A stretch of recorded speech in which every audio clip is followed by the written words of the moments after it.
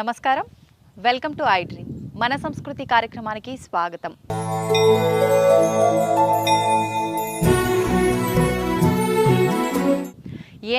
ఎన్నెన్నో రహస్యాలు దాగి ఉన్న ఆలయమే ఈ ఛాయా సోమేశ్వరాలయం. ఈ ఆలయంలో ప్రతిదీ కూడా ఒక అద్భుతంగా కనిపిస్తోంది, అద్భుతాన్ని తలపిస్తోంది ఈ ఆలయంలో. అయితే ఇక్కడ భక్తులు చేస్తున్న ప్రతి దాని వెనకాల కూడా ఒక మంచి ప్రతిఫలం లభిస్తుందని చెప్పి ఇక్కడ నివసిస్తున్న వారి యొక్క గట్టి నమ్మకం, విశ్వాసం. ఈ ఆలయంలో ఎన్నో రకాల రహస్యాలైతే దాగి ఉన్నాయి. పురాతన కాలం నుంచి కూడా ఉన్న ఈ ఆలయంలో దాగి ఉన్న రహస్యాలు ఏంటో మనందరం కూడా చూసేద్దాం, వాటి గురించి వివరంగా తెలుసుకుందాం. ఇంకెందుకు ఆలస్యం, పదండి. Namah Shiva, Namah Shiva, Namah Shiva, Namah Shiva.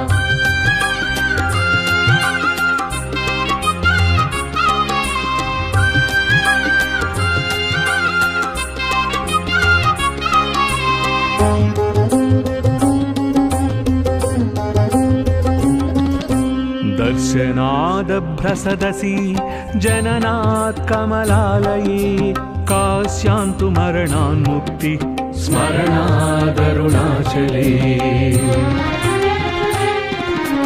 दर्शनादभ्रसदसि जननात् कमलालये कास्यान्तु मरणान्मुक्ति स्मरणादरुणाचले. ओम श्री गुरुभ्यो नमः. देवीं वाचमें तदेवासामीश्वरोपापशवो वदन्ते స్థానోమంద్రే ఈ ఛాయా సోమేశ్వర స్వామి దేవతాభ్యో నమః. ముందుగా విఘ్నేశ్వర స్వామి నమస్కారం చేసుకోండి, బమ అని చెప్పేసి భావించుకోండి. శ్రీమాన్ శ్రీమతః గోత్రోదస్యాయాం రాజనాల గోత్రోదస్యాయాం విజితా నామ్నే సహ కుటుంబస్యాం కౌండిన్య గోత్రస్యాయాం కావ్యాం సహ కుటుంబానాం సహ కుటుంబానం క్షేమ స్థైర్య ధైర్య వీర్య అభయ ఆయు ఆరోగ్య ఐశ్వర్య వృత్త్యర్థం ధర్మోర్థ కామమోక్ష చతుర్వేల ఫల ప్రాప్త్యర్థం స్వామివారిని.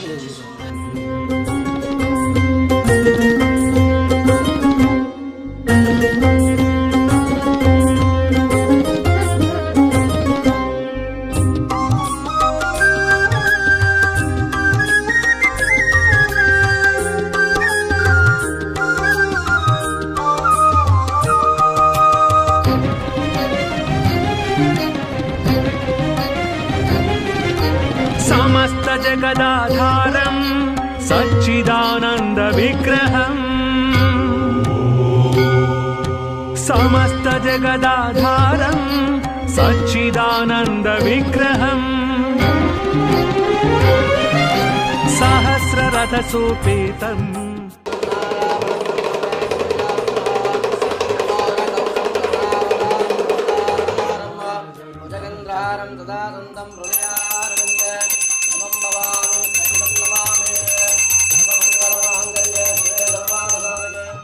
నమస్తేస్తు రుద్రరూపేభ్యః.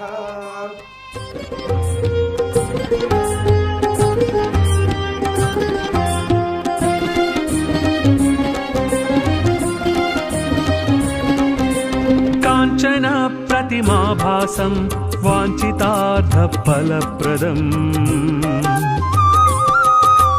काञ्चन प्रतिमाभासं वाञ्छितार्थफलप्रदम् माञ्च रक्षस्सुराध्यक्षं स्मरणादरुणाचलम् स्मरणादरुणाचलम्.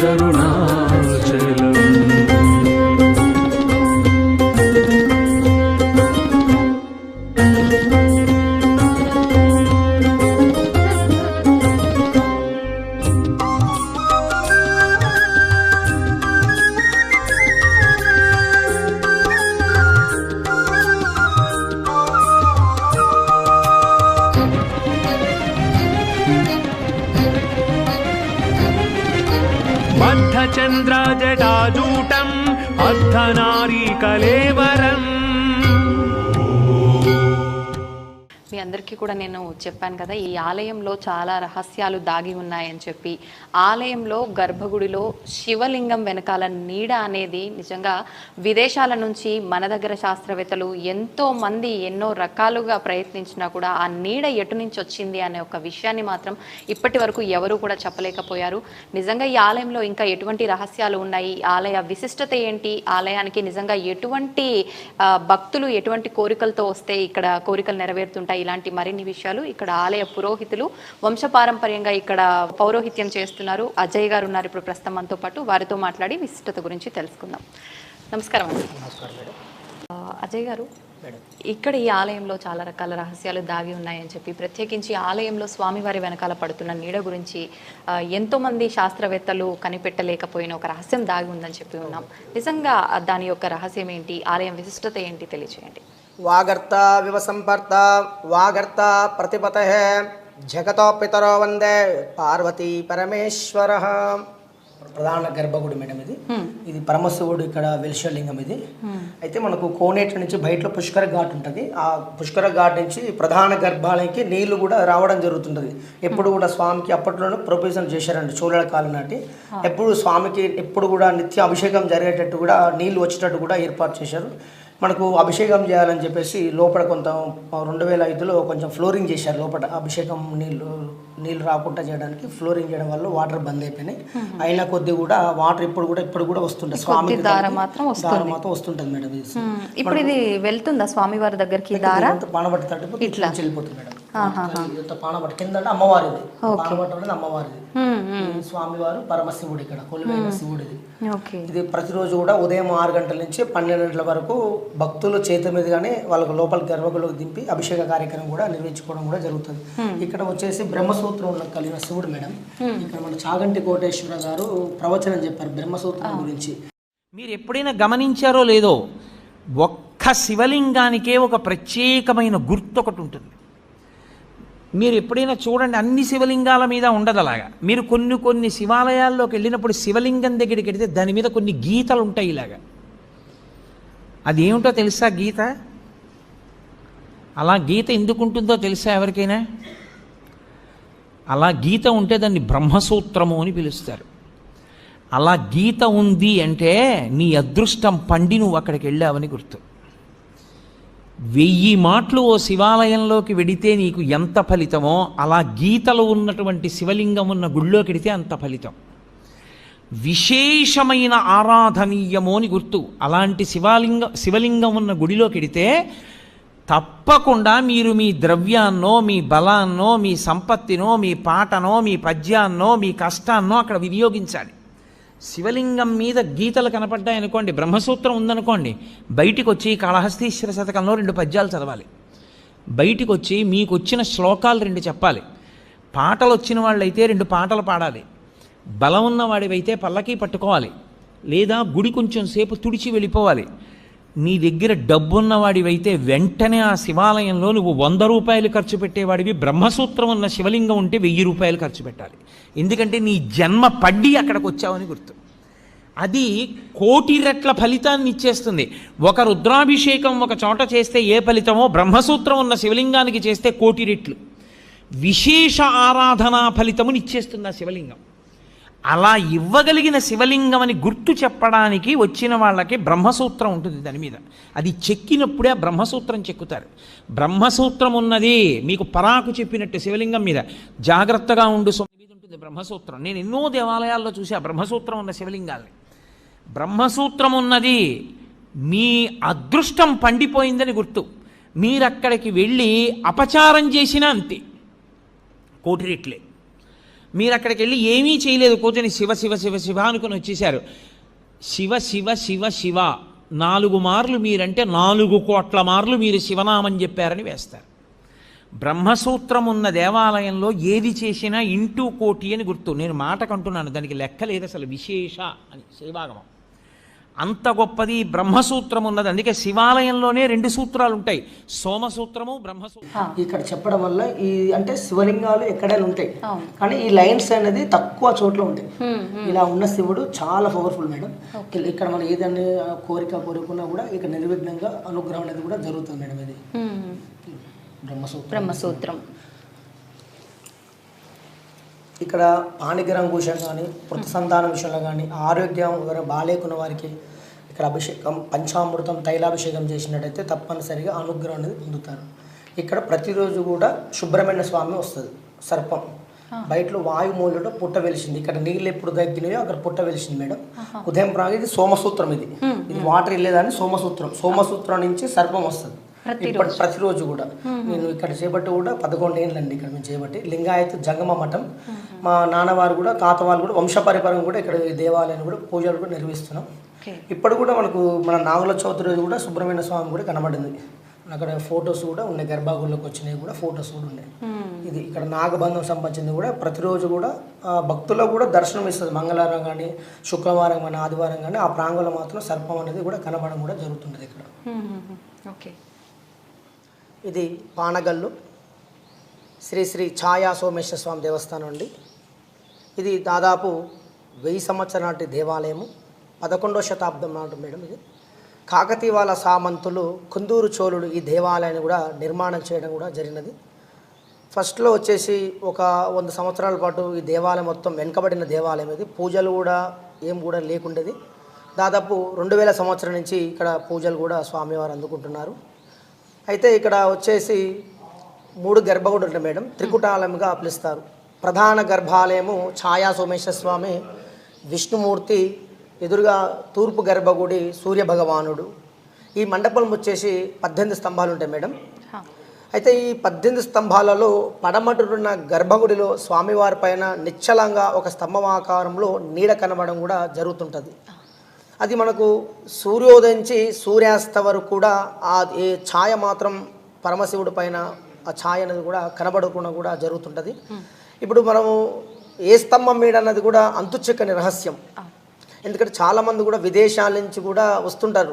సండే కానీ మనకు సోమవారం కానీ విదేశాల నుంచి వచ్చినప్పుడు కూడా ఆ పరిశోధన కూడా చేశారు చాలా వరకు. కానీ వాళ్ళు కూడా అంతుపడని విషయం. పరిశోధనలు జరుగుతున్నాయి మేడం. ఇప్పుడు వస్తుంటారు అప్పుడప్పుడు. ఆ పరిశోధనలు చేశారు. ధర్మగోల్ ప్రకారం కానీ ఏదో క్యాండిల్ పెట్టడం కానీ కూడా చేయడంగా జరిగింది. కానీ కూడా అది ఎవరనేది కూడా కన్ఫర్మ్ అనేది కూడా కాలేదు విషయానికి. ఇప్పుడు ఎవరో సోషల్ మీడియా ద్వారా కూడా ఒక మనోహర్ గౌడ్ అని సార్ అని చెప్పేసి సూర్యాపేటలో వచ్చారు. ఒక ధర్మగోల్ ప్రకారం చేసి ఈ 4 స్తంభాలు కలిపి ఒక స్తంభం పడడం అనేది చెప్పడం కూడా జరిగింది. ఈ 4 స్తంభాలు. ఓకే. మన విషయం ఏంటంటే మనకి ఇప్పుడు సన్లైట్ మారిన కొద్దీ ఛాయ మారుతుండాలి.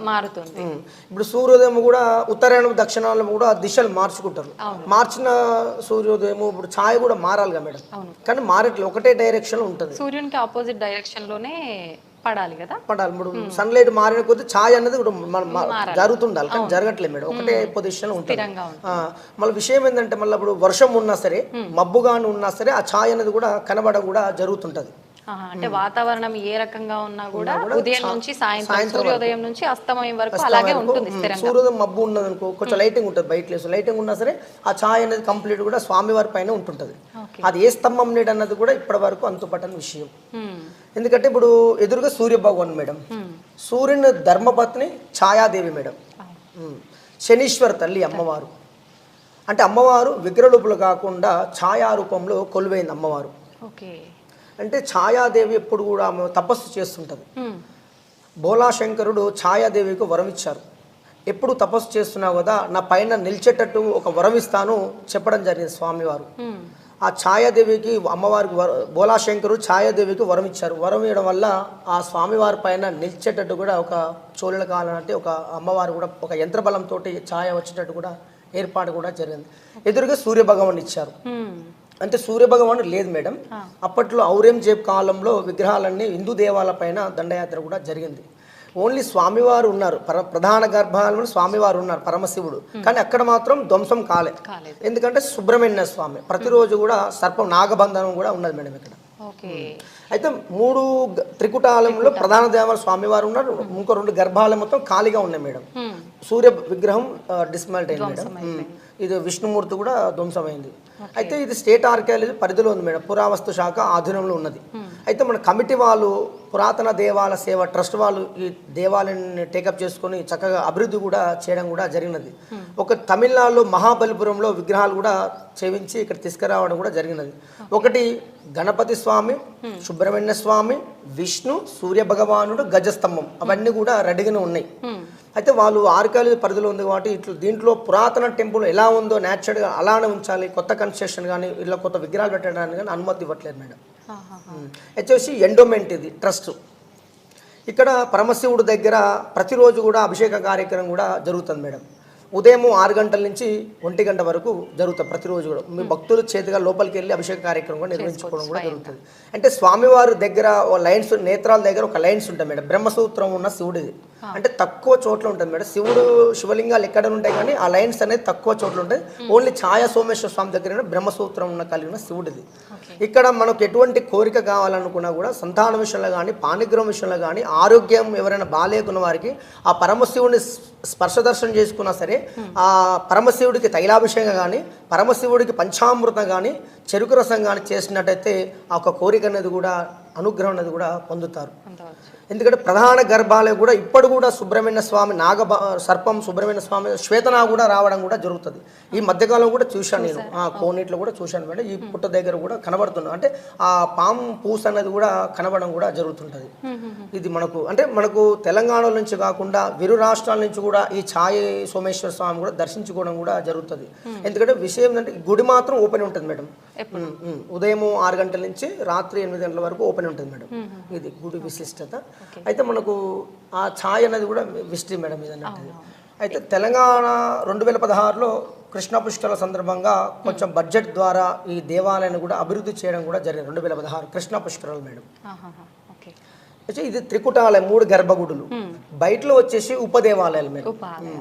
ఆత్మలింగము, కాళికామాత, అభయాంజన స్వామి, కాలభైరవుడు, కాళికామాత అవన్నీ కూడా అప్పట్లో ఉండేది చోళ కాలం నాటి. ఇప్పుడు ఈ స్టేట్ ఆర్కియాలజీ వాళ్ళు అనుమతిస్తే, ఎవరైనా కేంద్ర మంత్రి వాళ్ళు వచ్చినట్టయితే అనుమతిస్తే ఇది చాలా దేవాలయం కూడా అభివృద్ధి కూడా అవకాశాలు ఉన్నాయి మేడం. దీని విషయం ఏంటంటే దీన్ని పర్యాటక కేంద్రం చేయాలి దేవాలయం. చాలా చక్కగా వివరించారండి. ఒకసారి మనం ఉపాలయాలు కూడా దర్శించుకొని వాటి గురించి కూడా తెలుసుకుందామా? అయితే ఇక్కడ మేడం, ఇక్కడ అష్టదిక్పాలకులు మేడం. అంటే ఎవరైనా తెలియని వాళ్ళు కూడా నేను రోజు ఇక్కడ కూడా భక్తులు చాలా మంది కూడా ఎక్స్ప్లెయిన్ చేస్తుంటారు గుడి విశిష్టత కానీ. అయితే ఇక్కడ అందరూ కూడా నవగ్రహాలు అంటారు కానీ నవగ్రహాలు కావు, అష్టదిక్పాలకులు. అంటే మనకు తూర్పు, పడమర, ఉత్తర, దక్షిణ, ఈశాన్య, నైరుతు, వాయు, ఆగ్ఞ అంటే ఆ స్థానాలు ఉన్నట్టువి కూడా ఆ దేవతలు అష్టదిక్పాలకులు. అయితే ఇది అప్పట్లో కూడా ఈ పురావస్తు శాఖ వాళ్ళు కూడా ఎన్నో ఈ కెమికల్ వాష్ చేసినట్టయితే ఒరిజినల్ స్టోన్ అది కూడా బయటకు వస్తుంది మేడం. ప్రపోజల్ కూడా ఉన్నది, కెమికల్ వాష్ చేయాలి ఫస్ట్ ఒకటి. అందులో వర్షం వచ్చినప్పుడు కూడా ఈ టెంపుల్ కూడా కొంచెం కురిసే అవకాశం ఉంది మేడం. అయితే ఇది మనకు ఇది బ్లాక్ బసాల్ట్ మేడం స్టోన్. ఇది కొంచెం రామాయణం కూడా, భారతం కూడా ఉంటుంది మేడం. మనకు కాయిన్ కొట్టినట్టయితే మనకు శబ్దం వస్తుంది మేడం. ఇక్కడ మనకు మెటల్ సౌండ్స్ గంట టైం కూడా వస్తుంది మేడం. ఇది ఒక్కటే కూడా బ్లాక్ బసాల్ట్ మేడం స్టోన్. ఇది మిగతా అంతా కూడా తెల్లరాయి స్టోన్ కదా. అయితే ఇది వచ్చేసి విష్ణుమూర్తి మేడం. ఇక్కడ అయితే ప్రధాన దేవాలయం ఛాయ సోమేశ్వర స్వామి. ఇది విష్ణుమూర్తి. అంటే ప్రెసెంట్ కూడా ఇక్కడ దత్తాత్రేయ స్వామి. ఒక పానగల్లు వాస్తవులకు ఇదే ఊరిలో ఒక భక్తురాలకు కళలో వచ్చింది సుబ్రహ్మణ్య స్వామి. ఆమెకు సంతాన అనుగ్రహం కూడా జరిగినది.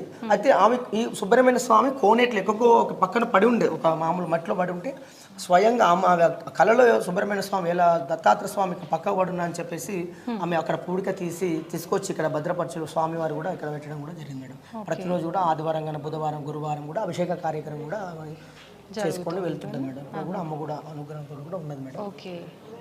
ఇప్పుడు ఇది ధ్వంసం జరిగిన తర్వాత మళ్ళీ ప్రతిష్ఠించిన విగ్రహమా? ఒక భక్తురాలు తెచ్చిపెట్టిన విగ్రహం. మామూలుగా విగ్రహ ప్రతిష్ఠ కాబట్టి యాక్చువల్లీ ఇక్కడ విష్ణు ఉంటుంది మేడం. విష్ణు సూర్య భగవాన్. ఇది వచ్చేసి సూర్య భగవానుడు. అంటే మనం సూర్య భగవాను ఎలా చూసామంటే అక్కడ సప్తాశ్వాలు ఉంటాయి మేడం. 7 అశ్వాలు ఉన్నాయి అక్కడ. సప్తాశ్వాలు. సూర్య అంటే రన్నడు, ఆయన తోలేటైన రన్నడు. ఆ మధ్యలో సూర్య విగ్రహం ఉంటుంది మేడం. సూర్య విగ్రహం కూడా అది అప్పట్లోనే ధ్వంసమైంది మేడం. అది సూర్య భగవాన్. మనం ఎలా గుర్తుపెట్టాడు అక్కడ సప్తాశ్వాలు కాబట్టి సూర్య భగవాన్ ధర్మపత్ని ఛాయాదేవి, ఉషాదేవి ధర్మపత్ని ఇద్దరు కాబట్టి మనకు అమ్మవారు. ఇక్కడ వచ్చేసి ఇది మేడం. ఇక్కడ రామలక్ష్మి ఉంటుంది మేడం. ఇది బ్లాక్ బసాల్ట్ స్టోన్ ఒక్కడే గ్రానైట్ సంబంధించిన. అంటే మనకి ఎటువంటి కూడా జాయింట్స్ ఉంటాయి మేడం. ఇక్కడ కంప్లీట్ ఏకశీలం కంప్లీట్ ఒకటే స్టోన్. ఇక్కడ రాముడు లక్ష్మణుడు. ఇక్కడ మేడం హిరణ్యకశిపుడు లక్ష్మీ స్వామి మేడం. హిరణ్యకశిపుడు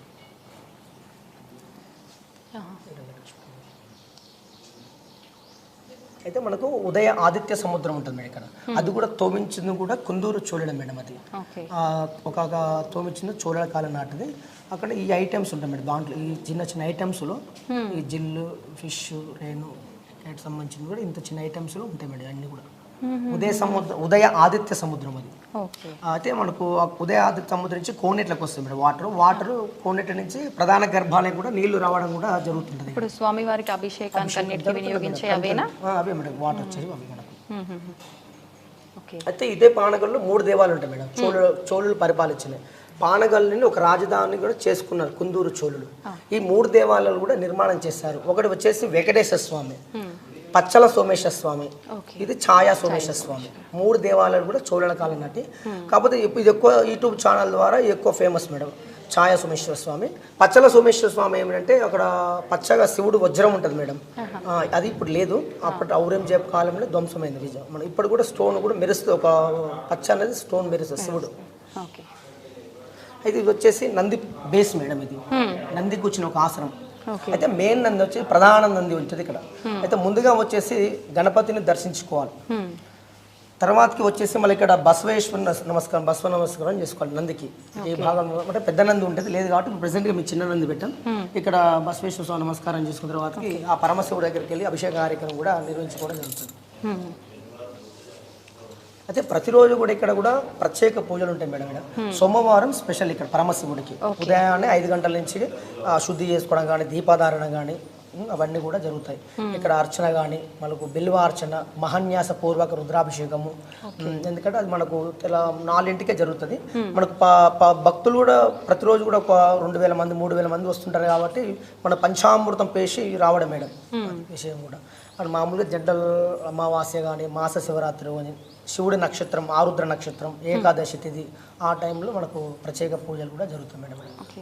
ఒకప్పుడు అంటే వారం రోజులు ఉత్సవంగా కూడా జరుపుకునేవారని చెప్పి విన్నాం. ఇప్పుడు అలాంటివి ఏం జరగట్లేవా? ఇక్కడ జరుగుతున్నాయా? అంటే మహాశివరాత్రి సమయంలో అంత పరమశివుడికి ప్రీతికరమైన మహాశివరాత్రి అంటే 3 రోజుల పాటు జరుగుతుంది. 3 రోజుల పాటు గణపతి పూజ కానీ, కలశ స్థాపన అవన్నీ కూడా గణపతి పూజ, మహాన్యాసమ, రుద్రాభిషేక కార్యక్రమం నిర్వహించబోతుంది.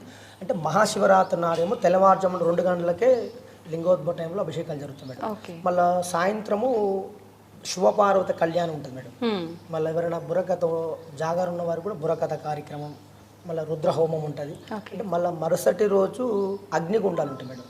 సాయంకాలంలో శివపార్వతుల తెప్పోచ్చ కార్యక్రమం కూడా ఉంటుంది మేడం. అదే రోజు సాయంకాలం తెప్పోచ్చ కార్యక్రమం ఉంటుంది.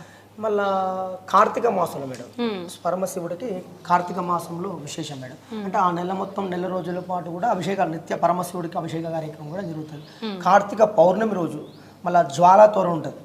కార్తీక పౌర్ణమి రోజు చాలా అద్భుతంగా జరుగుతుంది. మళ్ళీ ఈ కమిటీ వాళ్ళు కూడా అదేవిధంగా ఇది మనకు ట్రస్ట్ వాళ్ళకి సంబంధించిన ఎండోమెంట్ ప్రకారంగా అన్ని కూడా ఏర్పాట్లు కూడా చేయడం జరుగుతుంది మేడం. ఓకే. ఎక్కడెక్కడి నుంచి వస్తుంటారు సాధారణంగా? అంటే ఇలాంటి ఉత్సవాలు, ఇలాంటి కార్యక్రమాలు జరిగినప్పుడు బయటి ప్రాంతాల నుంచి కూడా వచ్చే అవకాశం ఉంటుందా? ఎక్కువ సిటీ నుంచి వస్తారు మేడం. సిటీ నుంచి హైదరాబాద్ నుంచి, ఓకే, ఇక్కడ తమిళనాడు నుంచి, ఇటు ఆంధ్ర నుంచి, ఇంకా లోకల్ వాళ్ళు కూడా ఇక్కడ చుట్టుపక్కల సూర్యాపేట, కోదాడ ఎక్కువ అయితే సిటీ నుంచి వస్తారు మేడం.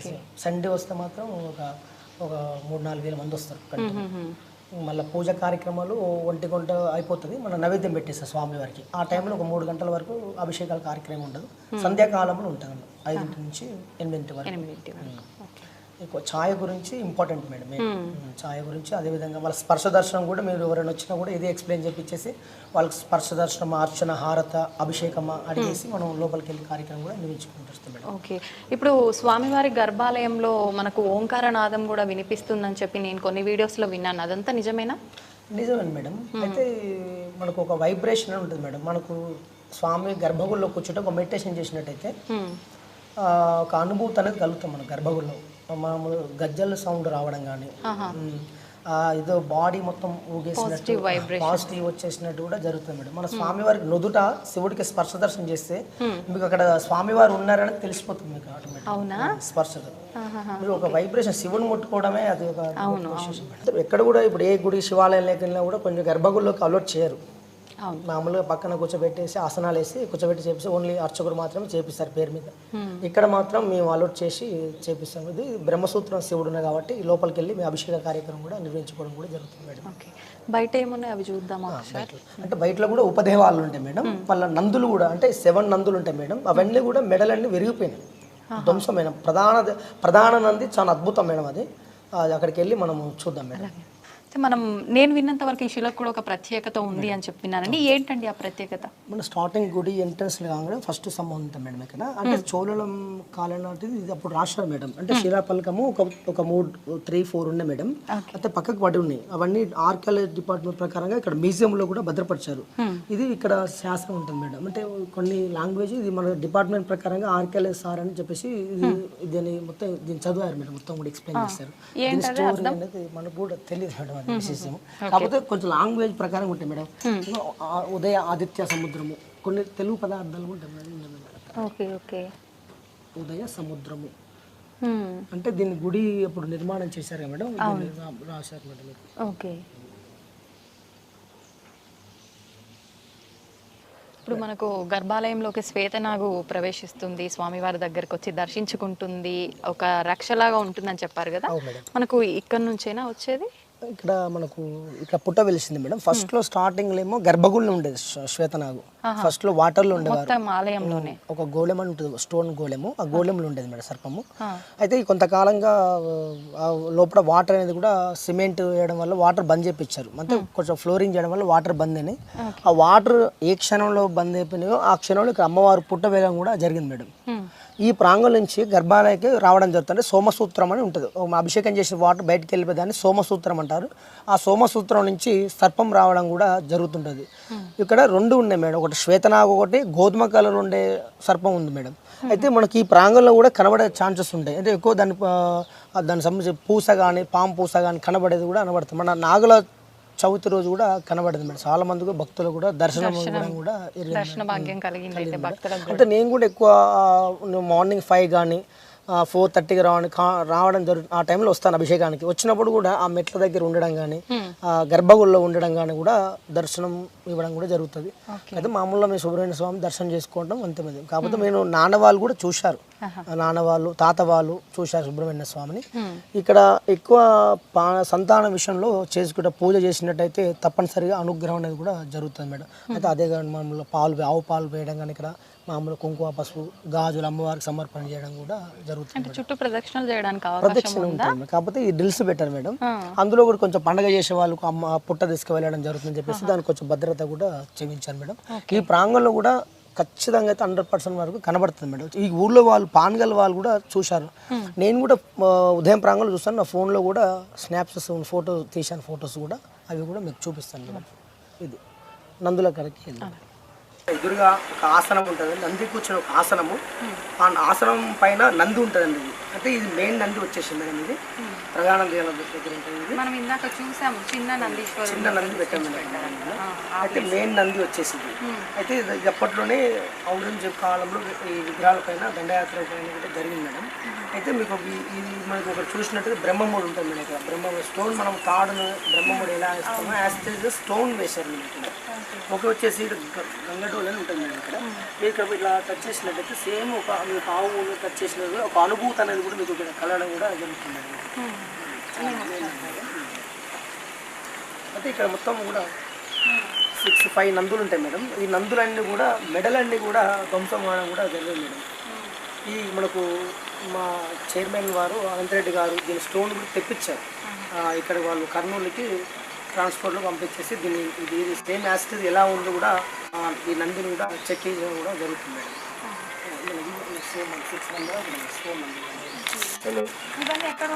అంటే మామూలుగా ఇవన్నీ శివాలయాలు మేడం, ఉపదేవాలని చెప్పాను కదా. కాకపోతే అప్పట్లోనే ధ్వంసమైంది కాబట్టి అల్లు ఏ గర్భగుడి అనేది ఒక పీఠాధిపతి అడిగితే మామూలుగా అన్ని శివుడు అని చెప్పడం జరిగింది. ఒక్కొక్క గర్భంలో ఒక నంది ఇచ్చారు మేడం. ఇది కూడా శివలింగాలు సంబంధించిన ఉపదేవాలు ఉపదేవాలు దగ్గర నందులు ఇవన్నీ కూడా ఒక చిదలావస్తులు అన్నీ పక్క పడి ఉండేవి. తెచ్చి ఇక్కడ మేము ఒక భద్రపరిచి ఇక్కడ మనకి పుష్కరాల టైంలోనే డెవలప్మెంట్ అండి మేడం. ఫస్ట్లో కూడా ఇంత మొత్తం శిథిలావస్థలో గబ్బిలాలు ఎవ్వరు కూడా రాకపోయిందండి దేవాలయానికి. ఇది 2016లోనే డెవలప్మెంట్ అయింది. మన గుడి చుట్టూ కూడా సీసీ రోడ్డు ఉండేది. గుడి చుట్టూ కూడా సీసీ రోడ్డు ఉంది. దాదాపు ల్యాండ్ కూడా ఉండేది, ఒక 30 acres ఉండేది గుడికి. ఏ గుడికైనా భూములు ఉంటాయి మేడం, కాకపోతే ఈ గుడికి ఉండేది కానీ అన్నీ కూడా ఆక్యుపై చేశాను మొత్తం. ఈ దేవాలయం తీసినట్టయితే చాలా విలువలోకి వస్తే చాలా అద్భుతం మేడం. ప్రస్తుతానికి 2 ఎకరాలు ఉంది, 2 ఎకరాలు ఉంది. ఈ గుడి ఉండే ల్యాండ్ కూడా వేరే వాళ్ళు కూడా పట్టాయింది మేడం. అది ప్రభుత్వం ఉంది, ఇది కూడా వేరే వాళ్ళ పేరు మీద ఉంది గుడి ప్రస్తుతానికి. ఇది బయటలో ఉపదేవాలయం మేడం. ఇదంతా కూడా డోనర్స్ ద్వారా డెవలప్ చేశాను ఎక్కువ. మన రుద్రసేన అని చెప్పేసి కమిటీ వేసుకుని దేవాలయాన్ని కూడా అభివృద్ధి చేయడం. ఇప్పుడు స్వామివారి విగ్రహాలు ఉన్నాయో ఉపాలయాలు? ఓన్లీ ప్రధాన దేవాలయంలో స్వామివారు తప్ప ఒకటి ఆత్మలింగం 2 ఉన్నాయి మేడం అంతే. కాకపోతే మిగతా అన్ని గర్భాలు మొత్తం ఖాళీగా ఉన్నాయి మేడం. ఇప్పుడు కొత్తవి పెట్టడానికి ఆర్కియాలజీ వాళ్ళు అనుమతి ఇవ్వట్లేదు మేడం. ఇవన్నీ కమిటీ వాళ్ళు తీసుకొచ్చి భద్రపరిచారు కానీ వాళ్ళ అనుమతి కోసం పడుతుంది. కాంచన ప్రతిమాభాసం వాంఛితార్థ ఫలప్రదం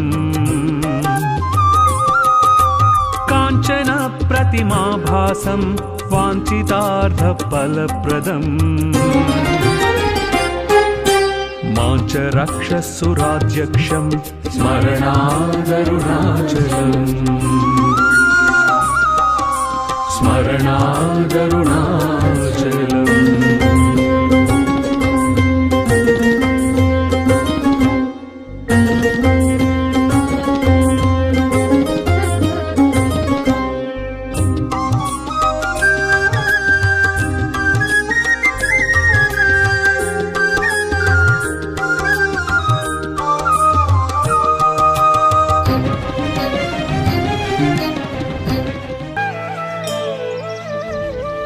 తవ్వండి, తవ్వుతున్న శివలింగం. సరే దాన్ని అట్లా కప్పేసేయండి, చూపించదండి. Krishna is there. మూర్తి పూజ కాదు, సాక్షాత్ బ్రజేంద్ర నందన భగవాన్ ఉన్నారు మూర్తిలో. ఏమీ ఆశించకుండా ఆరాధించే వాళ్ళు కూడా ఉన్నారా ప్రభుజీ? నిజమైన భక్తి అంటే మనకు తెలియదు కాబట్టి